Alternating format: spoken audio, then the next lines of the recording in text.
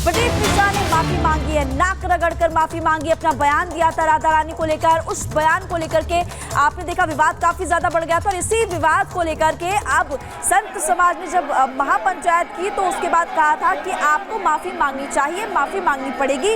Ultimatum उनको दिया गया था और इसी के तहत आपको तस्वीरें हम इस वक्त दिखा रहे बरसाना में राधा रानी से माफी मांगते हुए प्रदीप मिश्रा नजर आए। उसके बाद उन्होंने टिप्पणी भी की है, वो भी आपको सुनवाएंगे, लेकिन फिलहाल आपको बता दें कि विवाद काफी बड़ा था। हालांकि बाद में जब महापंचायत हुई, संत समाज ने अल्टीमेटम दिया तो श्वेता उसके बाद हमने लगातार देखा कि अब दंडवत होकर माफी मांगते हुए वो नजर आए। बिल्कुल, देखिए बरसाना पहुंचे, बरसाने में जाकर के राधा रानी के मंदिर में गए, दंडवत प्रणाम किया गया और इसके बाद नाक रगड़ के माफी मांगी गई। उस बयान को लेकर जो प्रदीप मिश्रा ने अपनी कथा के दौरान कह दिया था, राधा रानी के विवाह को लेकर के जो बयान दिया गया था, उसके बाद राधा रानी के भक्तों में गुस्सा था।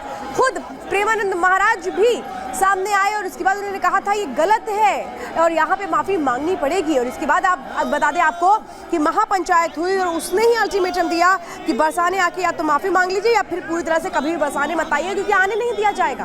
और इसके बाद प्रदीप मिश्रा खुद पहुंचते हैं बरसाना, वहां वो माफी मांगते हैं, राधा रानी के मंदिर में दंडवत करते हैं और नाक रगड़ के माफी मांगते हैं, जिसके बाद अब जाके जो मामला है ये शांत होता नजर आ रहा है।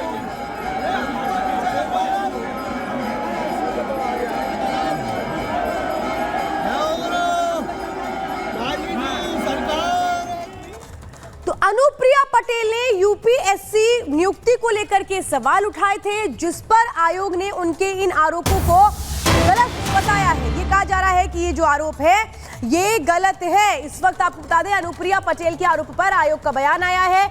यूपीपीएससी ने आरोपों को खंडन किया है। इन आरोपों का अनुप्रिया पटेल ने चूंकि नियुक्ति को लेकर सवाल उठाए थे, सीएम योगी को पत्र लिखकर ये बताया गया था कि जो नियुक्ति है उसको लेकर के उन्होंने आपत्ति दर्ज की थी, लेकिन ये कहा गया है आयोग की ओर से कि जो नियुक्ति है वो सही तरीके से हुई है और जो आरोप लगाए जा रहे हैं वो गलत है। खंडन किया है इन आरोपों का।